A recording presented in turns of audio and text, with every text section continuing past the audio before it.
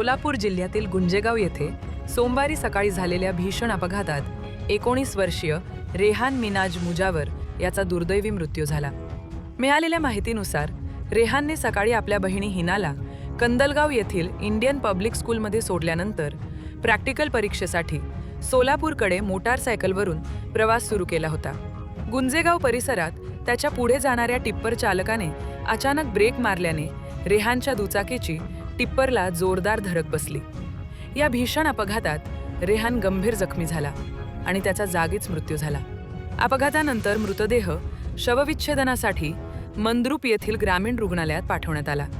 रेहानचे मूळ गाव पंढरपूर तालुक्यातील वाखरी असून तो शिक्षणासाठी गुंजेगाव येथे वास्तव्यास होता। या प्रकरणी मिनाज इसामुद्दीन मुजावर यांनी मंद्रुप पोलीस ठाण्यात फिर्याद दाखल केली आहे।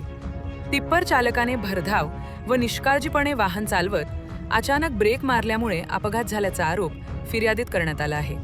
अज्ञात टिप्पर चालकाविरुद्ध गुन्हा दाखल करण्यात आला असून मंद्रुप पोलीस या प्रकरणाचा पुढील तपास करत आहेत।